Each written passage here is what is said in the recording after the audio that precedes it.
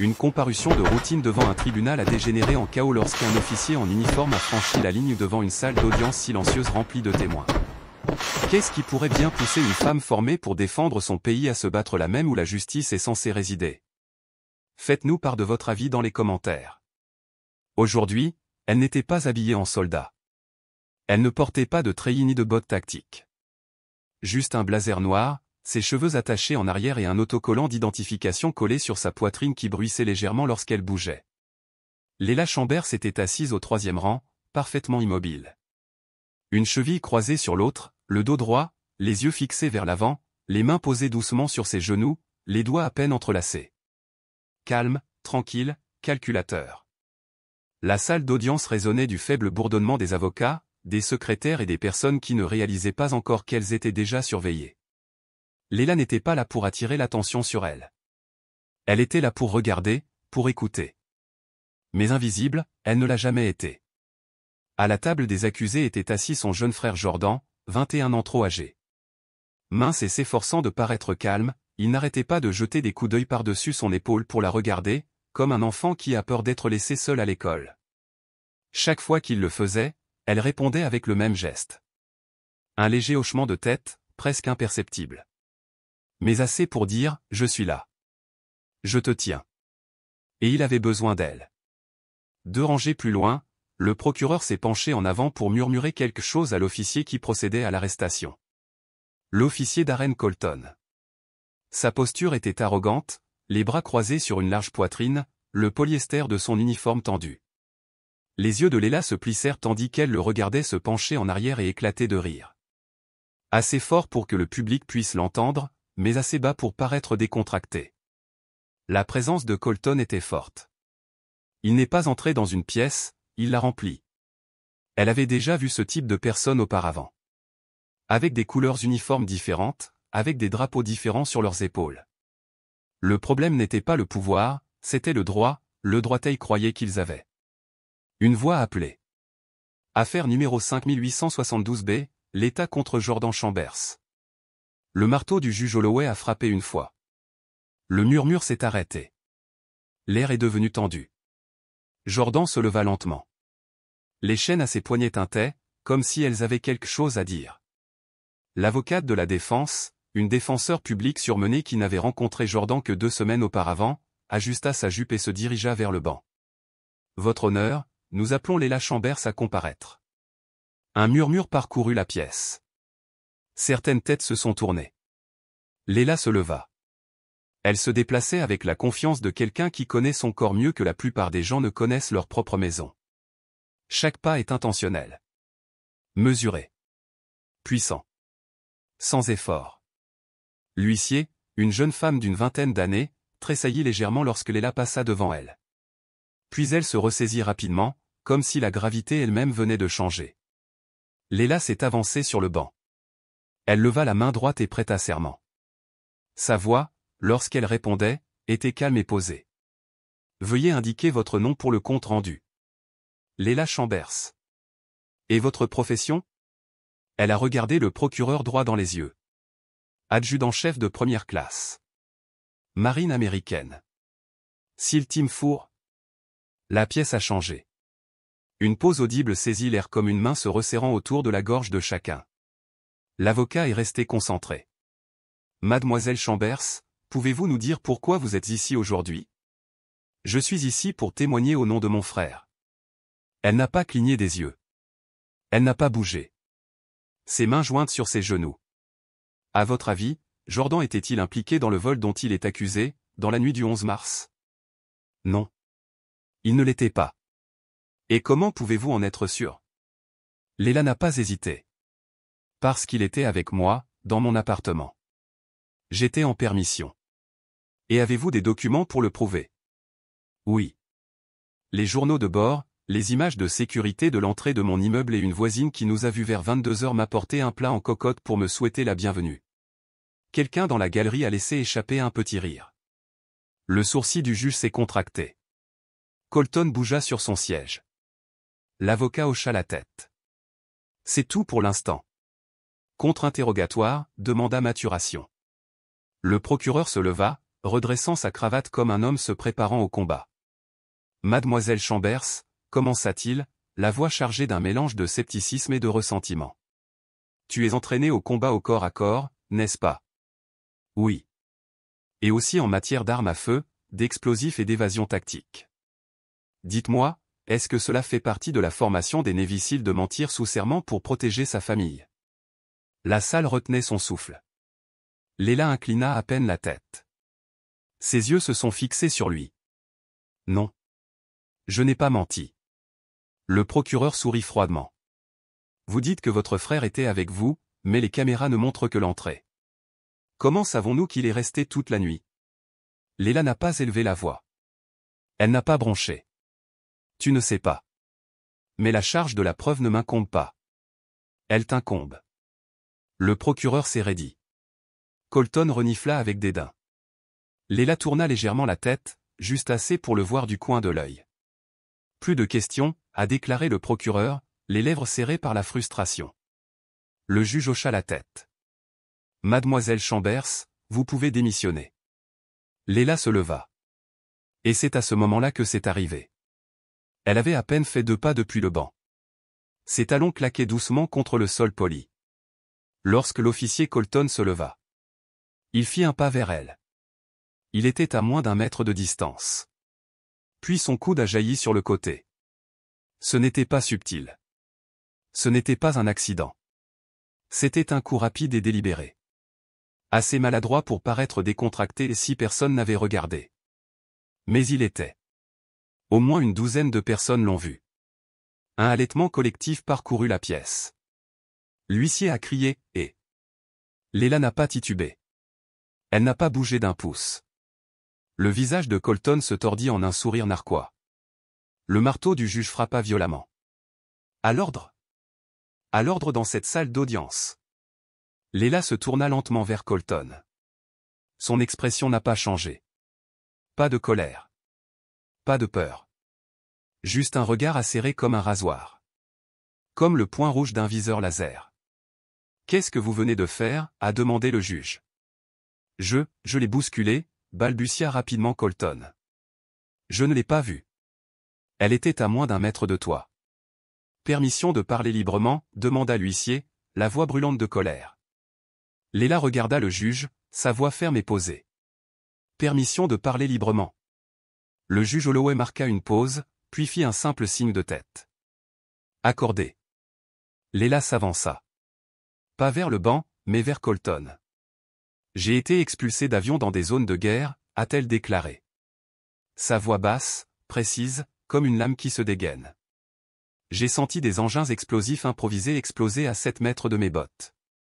J'ai enterré des amis. Mais jamais ai-je été frappé à coups de pied par un policier dans une salle d'audience? Le silence était étouffant. Comme si la pièce entière retenait son souffle. Léla se retourna vers le juge. Votre honneur, je demande que l'agent Colton soit retiré de cette salle d'audience jusqu'à ce que j'aie terminé mon témoignage. Le juge hocha la tête, ferme et immédiat. L'huissier s'est avancé. Elle a escorté l'officier dehors. Colton protesta, laissant échapper quelque chose à propos du protocole. Mais l'huissier ne s'est pas arrêté. Elle se tenait derrière lui, la main près de son arme. En passant devant Léla, Colton inclina légèrement la tête. Et murmura. Ce n'est pas fini. Elle ne bougea pas. Elle ne le regarda pas. Elle murmura simplement. Ni la guerre. Et à ce moment-là, tout le monde dans la pièce savait. Elle n'était pas n'importe quel témoin. Et ce n'était pas un procès ordinaire. La salle d'audience a commencé à se vider, lentement, comme une église après un scandale. Des murmures flottaient dans l'air, suivant chaque pas. Et tous les yeux restèrent rivés sur elle. Elle se tenait seule devant les lourdes portes en bois. Ne pas vérifier son téléphone, ne pas faire les 100 pas.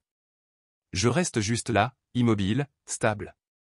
Comme si elle rejouait le moment dans sa tête. Image par image, avec une précision chirurgicale. Son frère était assis sur un banc dans le couloir, penché. Coude sur les genoux, mains pendantes. Les menottes avaient disparu. Mais il portait toujours le poids des chaînes. Pas de métal. Mais de mémoire, de peur. Et de cette amère vérité. Peu importe la quantité de preuves dont vous disposez. Le système peut faire semblant de ne pas vous voir. Ça va, demanda Zrenia sans lever les yeux. Il n'a pas répondu tout de suite. Elle expira longuement et avec mesure. Comme quelqu'un qui remonte à la surface après une plongée profonde. Tu ne reviendras pas aujourd'hui. Voilà, dit-il à voix basse. Jordan leva la tête. L'épuisement était gravé sur son visage. Des cernes sous les yeux. Lèvres gercées et sèches. Les bords de ses yeux sont rouges et usés. Ils veulent que j'accepte un accord, a-t-il déclaré. 4 ans. Un casier judiciaire. Juste pour que tout disparaisse. Tu l'as fait? Il cligna des yeux, offensé. Bien sûr que non. Alors ne me dis plus jamais de disparaître. Pas si tu n'as rien fait. Je ne veux pas mourir là-dedans. Sauf. Les mots sont sortis petits. Comme une confession. Comme un murmure transmis à une seule personne. Qui avait toujours été plus fort, plus ferme, inébranlable. Mais il n'a pas bronché. Elle s'accroupit à côté de lui. Les paumes à plat sur ses genoux. Pensez-vous que plaider coupable vous aide à survivre? Cette marque vous suit plus longtemps qu'une condamnation. Tu n'auras jamais d'autre chance à l'école. Ou travailler. Ou logement. Cela ne s'arrête pas quand tu signes, Jordan. C'est là que ça se passe commence. Ses yeux se remplirent de larmes. Mais il les a forcés à reculer. Immédiatement. Et si c'était déjà décidé? Elle se leva. Cette fermeté militaire lui revint en force. Alors nous défère-il. Au bout du couloir. Un homme en costume gris foncé s'est approché. Rapide, silencieux. Il ne marchait pas comme un avocat. Trop équilibré. Trop concentré. Les yeux d'Hila se fixèrent sur lui. Elle s'est redressée. Agent Rib, salua-t-il d'un hochement de tête. Non, répondit Hila. Sa voix était teintée de familiarité. Je ne m'attendais pas à te voir ici. J'ai entendu ce qui s'est passé à l'intérieur, dit-il en s'approchant. Tu as donné un coup de pied dans un nid de frelons. Colton a déjà déposé une déclaration. Il dit que vous avez menacé un agent fédéral au tribunal. Elle émit un rire sec. Il m'a donné un coup de pied. Je l'ai vu, dit Noé. Et j'ai été informé que les images de sécurité. C'est en train de disparaître. Effacé? Oui. Supprimé. Réécrit. Comme si cela n'était jamais arrivé. La mâchoire d'Hila se serra. C'est de l'obstruction. C'est mardi, marmonna Noah. Tiens, c'est la routine. Jordan se tenait debout, les yeux passant de l'un à l'autre. Qui est-il? Hila se retourna. Quelqu'un qui se soucie encore de moi. Noé se tourna vers le Jourdain et lui tendit la main. Noah Rib. Agent fédéral. Affaires intérieures. Jordan le secoua légèrement. Que nous veux-tu? Demanda Zrenia. Le nom de Colton n'est pas nouveau, expliqua Noah. Cela est lié à 6 signalements de recours excessifs à la force au cours des 2 dernières années. Tous rejetés faute de preuves. Tous ces crimes impliquent des victimes noires ou latinos.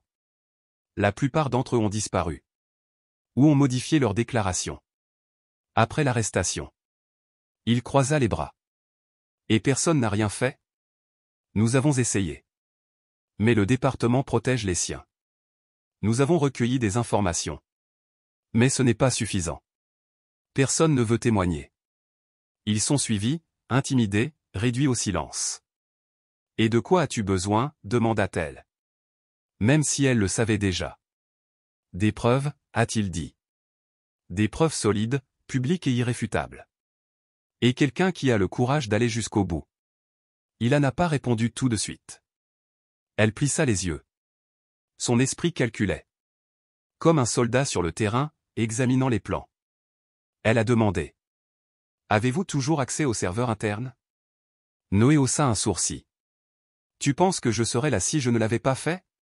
Elle sortit un petit carnet de son manteau. J'ai noté un nom. Xavier Bell. Ancien camarade de classe de Jordan. Colton l'a arrêté il y a 2 mois pour flânerie. Il n'a pas répondu à un appel depuis. Va le trouver. Noé hocha la tête. Que sont toi, Qu'est-ce que tu vas faire? Détourne son attention, dit Hila d'un ton neutre. C'est dangereux, prévint Noé. Hila regarda en arrière vers les portes du palais de justice. Ils en ont fait une affaire personnelle. Au moment où ils sortirent, les journalistes s'étaient rassemblés. Certains tenaient des micros. Posaient des questions vagues déguisées en curiosité. Est-il vrai que vous avez attaqué un officier? Regrettes-tu ce qui s'est passé à l'intérieur? Essayez-vous d'intimider le système judiciaire? Léla continua à marcher. Silencieux. Sans provocation. Jusqu'à ce qu'un journaliste crie. Que dirait votre commandement de la marine à propos de votre comportement aujourd'hui? Elle s'est arrêtée. Tournée. J'ai croisé le regard de la femme derrière le micro. Et répondit. Il dirait que je n'ai pas commencé la bagarre. Mais je vais le finir. Cette réponse a été diffusée sur 5 chaînes d'information avant la tombée de la nuit. De retour à son appartement. Jordan était assise sur son vieux canapé en cuir. Léla faisait les 100 pas. Pas à bout de nerfs. Mais par instinct. Le mouvement l'a aidée à réfléchir. Elle s'arrêta au comptoir de la cuisine. Déverrouiller un tiroir. À l'intérieur, une clé USB, un deuxième téléphone. Une enveloppe pleine de noms. Elle les a tous attrapés. Tu as toujours ce vieil ordinateur portable? Jordan hocha la tête. Il l'a sorti de son sac à dos. Commence. J'ai besoin d'accéder à des sites restreints. Tu ne fais rien d'illégal, n'est-ce pas? Léla ne leva pas les yeux. Définissez illégal. Tu parles de crime? Ou de survie? Il a arrêté de poser des questions lorsque l'ordinateur portable a pris vie. Elle a branché l'USB. Ses doigts volaient sur les touches. Les vieilles habitudes reviennent comme un réflexe. Son autorisation de service dans la marine n'avait pas encore officiellement expiré. Elle a eu environ 36 heures avant que quelqu'un ne s'en aperçoive. En moins de 10 minutes, elle l'a trouvé. Journaux de caméra. Clip de caméra corporelle avec horodatage modifié. Rapport d'incident de Colton.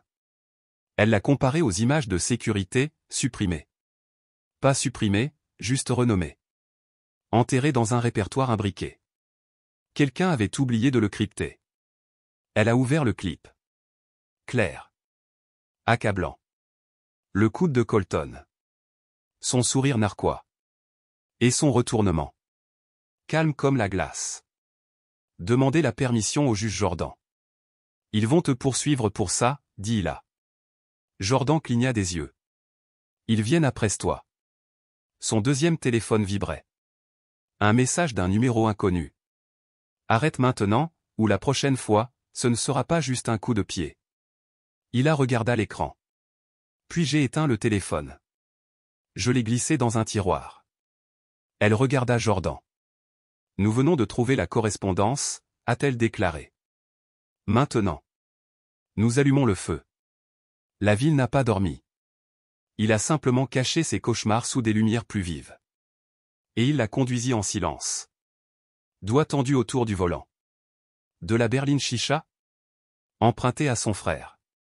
Elle gardait ses lumières éteintes autant qu'elle le pouvait, se frayant un chemin à travers les ruelles de Southdown.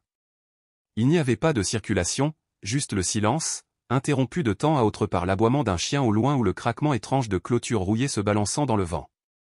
Chaque virage qu'elle faisait était intentionnel. Calculé. Comme toutes les décisions qu'elle a prises dans sa vie depuis ce tribunal. Délibéré, dangereux et motivé par quelque chose de plus profond que la peur, la conviction. Elle s'est arrêtée près d'une station de lavage abandonnée, les phares toujours éteints, et a coupé le moteur. Noah était déjà là, appuyé contre un boîtier électrique rouillé, un sweatshirt sombre enroulé autour de sa silhouette, une casquette ombrageant ses yeux. Il ne bougea pas jusqu'à ce qu'elle sorte et ferme doucement la porte derrière elle. « Tu l'as apporté ?» demanda Hila. Noah hocha la tête. Il brandissait un disque dur scellé dans un sac antistatique. Tout ce que le commissariat ne voulait pas que quiconque voie. 6 années de vérités enfouies aux fautes professionnelles, rapports internes, surveillance depuis la buvette des preuves qui n'ont jamais été portées devant le tribunal. Hila s'est rapproché. Et la vidéo du tribunal? J'ai sauvegardé, a-t-il dit, sur 3 serveurs distincts cette fois-ci. Elle hocha la tête. Il glissa le disque dans la poche intérieure de sa veste. « À Xavier Bell » demanda-t-elle. La mâchoire de Noah se serra. Il baissa les yeux vers le sol pendant une longue seconde avant de répondre. « J'ai trouvé où il a atterri. Il est dans un foyer, en dehors de la ville. Il refuse de parler. Il dit que ça ne vaut pas la peine de risquer sa vie. » Il a senti le nœud dans son estomac se resserrer, non pas la peur, mais cette sensation froide et stratégique qu'elle connaissait trop bien. Celui qui est venu quand un plan a commencé à prendre forme. Quand la pression donne naissance à la clarté. Elle avait vu des camarades de classe mourir sans prévenir. Elle avait vu des gens disparaître sous des traumatismes moins graves. « J'ai besoin de ce nom », dit-elle. Chaque agent lié à Colton. Chaque supérieur ayant approuvé son recours à la force. Chaque agent des affaires internes ayant signé un licenciement sans avoir passé un véritable entretien. « Si nous rendons l'affaire publique, » dit-elle d'un ton plus aigu, « nous ne nommerons pas seulement un mauvais policier. » Noah laissa échapper un rire court et amer. « Tu comptes vraiment abattre tout l'arbre avec lui ?» Hila ne le regarda pas. Ses yeux étaient fixés sur l'horizon sombre. Sa voix était ferme. « Ne laissez pas les racines. » La peur était toujours là, mais plus profonde, maintenant. Tempérée par le contrôle. Par retenue. Par le poids de savoir de quoi elle était vraiment capable. « C'est ce qu'ils envoient quand ils ne peuvent pas contrôler le message, » murmura-t-elle, accroupie à côté de l'homme qui gémissait sur le sol, son arme tremblant dans sa main. Elle se pencha vers moi, ses mots étaient tranchants et inébranlables. « Dites à vos supérieurs. J'ai survécu à pire. J'ai entraîné des assassins. J'ai enterré mes frères. Vous croyez vraiment que 3 hommes armés me font peur ?» Les sirènes commencèrent à s'élever au loin, faibles mais se rapprochant. Elle se leva, calme comme toujours, et désigna le couloir. « Cours, dit-elle. Tu as 10 secondes. » Ils n'ont pas attendu 2 heures. Alors qu'ils s'enfuyaient, Jordan sortit de la chambre, pâle, les yeux écarquillés. « Je pensais qu'ils allaient te tuer, dit-il. » Hila le regarda, son expression s'adoucissant pendant un instant. « Tu n'as pas le droit d'écrire la fin, Jordan, murmura-t-elle. Nous le faisons. » Dehors, la nuit vibrait de tension. Une tempête de gros titres et de panique politique couvait déjà sous la surface. Mais à l'intérieur de l'appartement des Chambers, pour la première fois depuis des semaines, la situation était claire. Ils avaient frappé les premiers. Maintenant, la tempête est arrivée. La salle d'audience était bondée, plus serrée qu'une église le dimanche de Pâques. Des civils, des journalistes, des étudiants brandissant leur téléphone, des avocats en costume froissé, et même des policiers en congé. Pas pour un scandale de célébrité. Pas pour un procès pour meurtre. Mais pour une audience qui avait commencé par une bousculade, et qui s'était transformée en un jugement national. Cette fois-ci, les caméras n'étaient pas autorisées, mais cela n'avait pas d'importance. Tout le monde dans cette pièce avait vu la vidéo. Ils avaient vu le coude. J'ai entendu la voix d'Hila. Lisez les rapports. J'ai ressenti la fureur. Jordan était assis à la table de la défense dans une simple chemise. Pas de chaîne. Pas de menottes. Ses mains serrées, son dos droit, son regard fixe.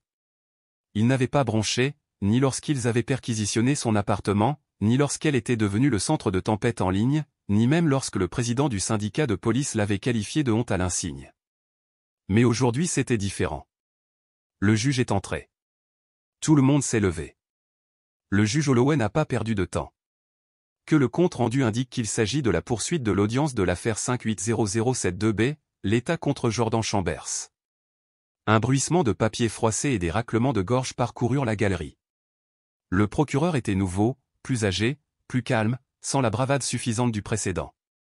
Il savait que le sol sous ses pieds était fragile. Il savait que tous les yeux dans la salle d'audience étaient fixés sur lui. « Votre honneur », commença-t-il d'une voix soigneusement mesurée, chaque syllabe étant délibérée, à la lumière des nouvelles preuves présentées, l'État demande respectueusement le rejet de toutes les charges retenues contre M. Chambers. Le silence qui suivit frappa comme un coup de tonnerre. Jordan cligna lentement des yeux, comme si les mots n'étaient pas bien tombés. Léla ne bougeait pas. Elle ne respirait pas. La juge Holloway a ajusté ses lunettes. Cela inclut-il le licenciement, avec préjugé? Oui, votre honneur, confirma le procureur, la voix plus faible maintenant, le poids de la défaite s'installant dans sa gorge. Nous avons examiné les images et les documents joints. Nous estimons que nous ne pouvons plus agir de bonne foi. Alors sois, dit le juge. Elle se tourna vers Jordan, son ton était définitif, mais pas méchant. Monsieur Chambers, vous êtes libre de partir. Les mots ont mis un moment à être enregistrés. Et puis, Jordan expira. Pas seulement de l'air, mais des semaines de peur, de tension et de poids invisibles. Ses épaules s'affaissèrent. Sa poitrine tremblait, comme si quelque chose en lui s'était suffisamment fissuré pour laisser entrer la lumière. Il tendit la main et la posa sur l'épaule de Léla. Doux, mais stable. Solide comme une pierre réchauffée par le soleil. Pour la première fois depuis des semaines, les coins de sa bouche se soulevèrent. Pas un sourire complet. Mais quelque chose de proche. Quelque chose de courageux. Le marteau est tombé. L'audience est ajournée. Des applaudissements ont fusé depuis les bancs. Acclamations. Une tempête d'émotions. Les journalistes se sont précipités dans les allées. Téléphone levé haut. Des microphones poussés vers l'avant comme des baïonnettes. Mais Léla n'a pas attendu.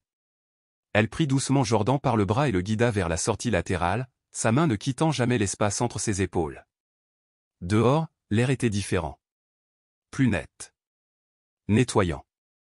Comme si quelque chose de lourd avait finalement été soulevé du ciel. Ils n'ont pas parlé. Ils n'en avaient pas besoin. Le moment parlait de lui-même. Et il respirait tout seul.